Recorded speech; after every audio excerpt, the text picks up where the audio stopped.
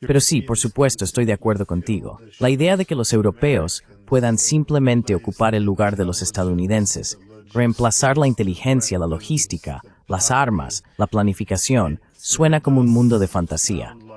No va a suceder. Y parece que algo ha cambiado en los medios en las últimas 2 semanas, en las que los europeos comienzan a reconocer que realmente no tienen el dinero, no tienen la capacidad industrial, no hay voluntad política y hay una falta de solidaridad. Pero con esto en mente, se espera que los europeos comiencen a alinearse porque se han opuesto muy fuertemente a Washington. Yo diría que esto parece que quieren sabotear los esfuerzos de paz de Trump. Todavía no quieren renunciar a ninguna sanción. No quieren ver que la guerra termine en términos desfavorables, lo que significa ninguna concesión territorial de la OTAN, ninguna garantía de seguridad. Nuevamente, la base con la que Estados Unidos ha estado de acuerdo.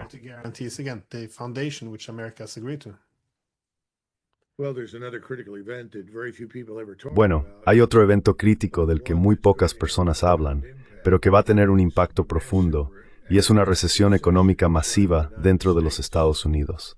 Definitivamente nos dirigimos hacia una recesión. Ahora, algunas personas argumentarán y dirán, oh no, eso no es realmente cierto. Y por supuesto, nadie en la administración de Trump quiere levantarse y anunciar eso.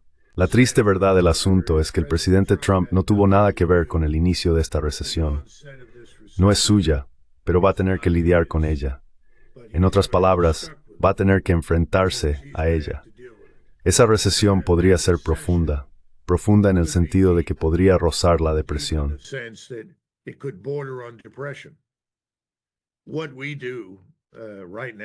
Lo que hagamos ahora, o lo que haga la administración Trump, particularmente en lo que respecta a los aranceles y el gasto en general, tendrá un impacto en esa recesión. Así que creo que para junio, nuestro gobierno tendrá que tomar algunas decisiones difíciles. Todos sabemos que el Congreso, el Senado, la Cámara de Representantes no tomarán decisiones de valor porque son incapaces de tomar decisiones difíciles y hacer elecciones difíciles. Eso los pone en riesgo. No pueden ser reelegidos y así sucesivamente. El presidente es diferente. El presidente tendrá que dar un paso adelante, afirmar su autoridad y hacer algunos cambios profundos en términos de gasto y ajustar nuestra interacción en la esfera económica con otros países de maneras que le gusten o no. In ways that he may or may not like. But what we do is going to have an impact on that recession. Pero lo que hacemos va a tener un impacto en esa recesión. Ahora, en Europa mi impresión es que es mucho más grave. Ayer hablé con Martin Armstrong. No es el único analista económico con el que he hablado últimamente, pero sugirió que era casi un lanzamiento de moneda en este momento. ¿Quién está en peor condición, más propenso a incumplir, si se quiere, Londres o París? Yo voté por Londres. Creo que están en declive y es probable que caigan primero. Todo lo que tienes que hacer es mirar los mercados de bonos, lo que llaman por supuesto gilts. Y si no puedes financiar tu gobierno, si nadie compra tu deuda, estás fuera. Estamos casi allí ahora.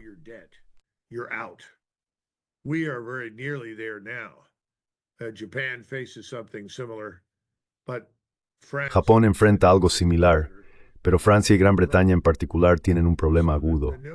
Así que la noción de gastar cientos de miles de millones de euros que no tienes, que no vas a poder crear, y luego financiar una gran campaña militar contra el Estado ruso en esta etapa es absurda. La población británica, según algunas estimaciones, está muy cerca de una guerra civil, particularmente en Inglaterra. No lo sé. No estoy allí. No puedo evaluarlo. Y sé que en Francia el fervor revolucionario está como justo debajo de la superficie. La olla proverbial está comenzando a hervir lentamente. No sé si Macron y Starmer, e incluso Mance, en este momento van a estar allí mucho más tiempo.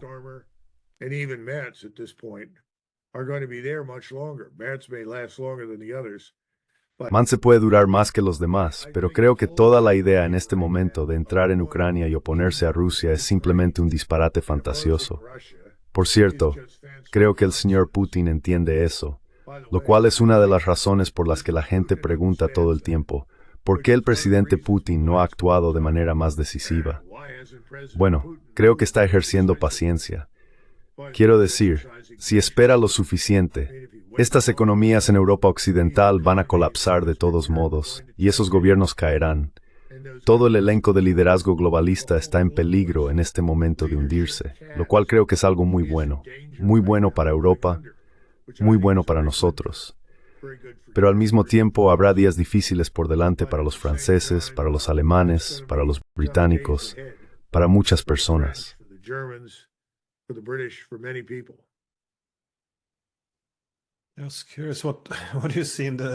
Tenía curiosidad, ¿qué ves en el futuro de Europa ahora? Porque también vi a Merz dando un discurso. Ese es el próximo canciller alemán que estaba dando un discurso en el Bundestag. Argumentaba que, ya sabes, esto no es solo una guerra contra Ucrania. Rusia está en guerra con nuestro país, con Alemania. Ha ido a la guerra con Europa. Tenemos que gastar cientos de miles de millones para luchar contra los rusos. Quiero decir, escuchar a los líderes alemanes hablar de esta manera es bastante, sí, aterrador ver que se está yendo por este camino nuevamente. Y hablé con un miembro del Parlamento de la URL, un alemán, y tenía más de 3 décadas de experiencia como diplomático en la ONU, y tenía muchos buenos puntos.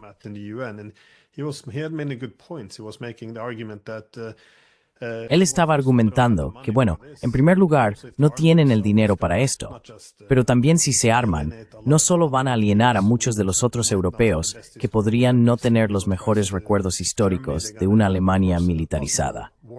Van a tener, por supuesto, una posible guerra con Rusia. Van a alienar a los estadounidenses. Quiero decir, todo parecía muy descuidado y emocional. Pero hace 3 años, cuando los rusos invadieron, se nos dijo que ahora la OTAN sería más fuerte que nunca. Tenemos de nuevo a nuestro enemigo. La solidaridad vendrá. Finalmente, hay un propósito para la OTAN. Pero, por supuesto, no se está desarrollando así. ¿Crees que hay una posibilidad de que la OTAN pueda desmoronarse? ¿Y cuáles serían las principales fuerzas impulsoras que apoyarían esa hipótesis?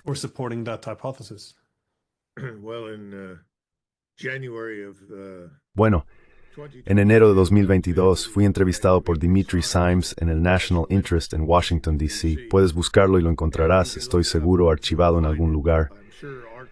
Fui parte de un panel con 2 o 3 personas más. Preguntaron, ¿qué crees que va a pasar? Dije, los rusos definitivamente invadirán. Todos los demás tomaron la posición de que era muy arriesgado y que los rusos no querrían ponerse a sí mismos o a su economía en riesgo y enfrentar aún más sanciones si hacían eso. Dije, bueno, esta es una cuestión existencial para Rusia. Definitivamente entrarán en Ucrania. Luego dije, dudaba muy seriamente que si la OTAN se comprometía con una operación contra Rusia en Ucrania, lo cual hicimos, sobreviviría a la guerra.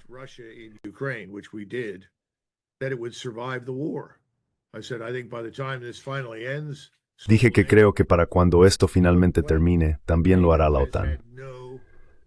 Mira, Glenn, la OTAN no ha tenido un objetivo racional y mucho menos una razón de ser durante mucho tiempo. Para ser franco, estuve en Europa en 1992, poco antes de asumir el mando de nuevo en los Estados Unidos, y habíamos regresado del desierto. Observamos lo que estaba sucediendo en Yugoslavia. Sabíamos que los rusos estaban en mala forma en ese momento. Y todos dijimos, bueno, lo mejor que podemos hacer ahora, dadas las condiciones internacionales, es irnos.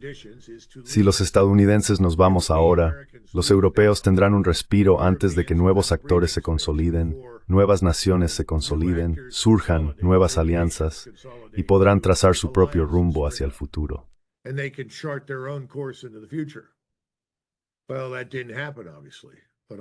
Bueno, eso no sucedió, obviamente. Pero pensé que deberíamos haber salido de allí en el 92, 93 y 94, punto. Puedes dejar un pequeño contingente allí, pero de la manera en que estamos organizados ahora, lo profundamente que estamos arraigados con nuestros cuarteles generales y nuestro mando y control, deberíamos haber sacado eso. Y entonces podrías ver un panorama diferente hoy en Europa. Pero la OTAN, al igual que la Unión Europea, es una construcción irrealista. Porque si retrocedes en la historia europea, mira los últimos 500, 600, 700 años, lo que quieras, la perspectiva desde Berlín es muy diferente de la perspectiva en París. La visión del mundo en Roma no es la misma que la visión del mundo en Estocolmo. is not the same as the view of the world in Stockholm. In other words, how you see the world. En otras palabras, cómo ves el mundo en Europa como europeo depende mucho de dónde vivas. Eso no debería ser una gran sorpresa para nadie. Pero la idea de que todos los europeos se unan armoniosamente y digan, nos uniremos para siempre para defendernos de cualquiera que nos desafíe, simplemente no es realista. Nunca podrías entusiasmar a los españoles, portugueses, italianos y franceses con la idea de luchar en guerras en algún lugar de los Balcanes, Asia Central, Medio Oriente o en Oldport. Pueden surgir, no maras levis torni segritu ederts. Y territorial brazen richia, is law thorded sirsti britzari guar insting et estu acuerdo. Out of business. And I agreed. I said they should be out of business. Dije que deberían cerrar porque no hay razón para que los europeos reconstituyan sus imperios coloniales. No hay razón para que la gente marche hacia África, el Medio Oriente u otros lugares. Bueno, obviamente perdí ese debate y tuve que pasar por y ver lo que sucedió en los Balcanes. Estuve allí en el 95, estuve involucrado en eso en el 95, 96, volví a finales del 97 y estuve involucrado hasta el 2000 en Kosovo. Y recuerden, había sido hasta descubrimiento durante sus años en Alemania. Así que fui operado dentro de este marco de la OTAN de mucho tiempo. Y simplemente no tiene sentido por razones de cultura e interés nacional. Creo que es probable el destino le ocurra a la UE. La UE de fragmentarse primero.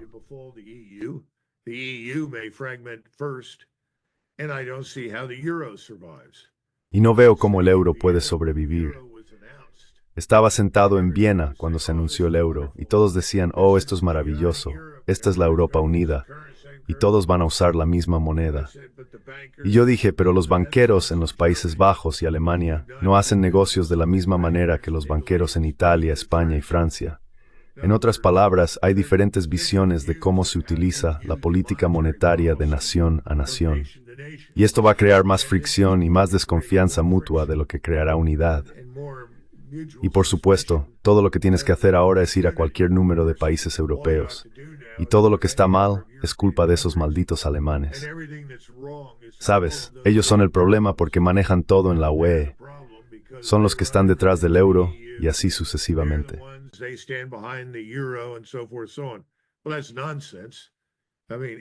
Bueno, eso es una tontería. Quiero decir, todos tenemos alguna parte de la culpa, pero la mayoría de nosotros, y eso es cierto aquí en los Estados Unidos, somos los autores de nuestros propios problemas. No es la creación de algún extranjero en algún lugar.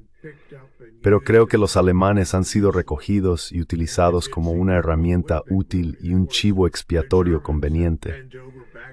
Y por supuesto, los alemanes se han esforzado mucho y han dicho, golpéame hasta la muerte si quieres, estoy listo para aceptarlo. Después de todo, soy alemán. Bueno, todo eso tiene que cambiar, y creo que cambiará. Veo que eso está sucediendo ahora mismo bajo la superficie. Así que consideraría a Mans, Macron y Starmer y a muchos otros como una especie de actuación final de la clase dirigente globalista. Todos van a ser barridos. Solo tenemos que ser pacientes.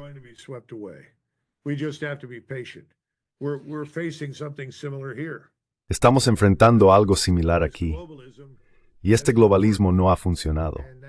Eso no significa que el mundo vaya a colapsar y todos vayamos a ir a la guerra entre nosotros. No significa eso en absoluto. Pero vamos a tener que volver a un planeta de estados soberanos dentro de regiones, y varias regiones se unirán.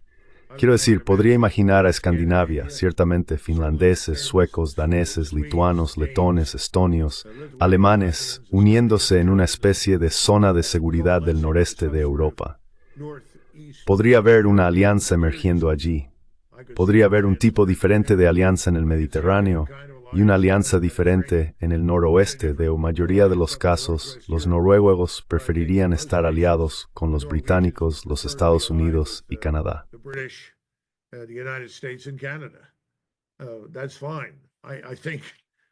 Está bien. Solo creo que estas cosas sucederán y no las veo como algo aterrador. Las veo como consecuencias naturales del desarrollo a lo largo de muchos años. El viejo orden mundial se ha ido. Esto que llamamos la era de posguerra, el orden internacional liberal, siempre fue un disparate. solo significaba el mundo que moldeamos como estadounidenses, y eso se ha acabado. Estamos entrando en un nuevo territorio, y eso está bien. Creo que las cosas saldrán bastante bien. No veo esto como el comienzo del Armagedón en absoluto. De hecho, la buena noticia es que creo que cada vez más europeos están dándose cuenta de que no hay absolutamente nada que ganar al ir a la guerra con alguien en Europa.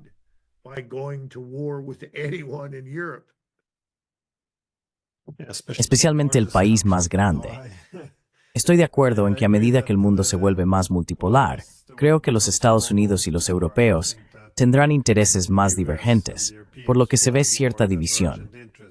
Pero esta idea también en Europa, de que podemos simplemente llenar los zapatos de los estadounidenses, incluso cuando hablamos de Europa como una entidad. Quiero decir, incluso ahora, los italianos sugieren que el socio más importante que tienen son los Estados Unidos. Así que no van a seguir a algunos burócratas de Bruselas que sugieren que deberían separarse o ir en contra de los estadounidenses.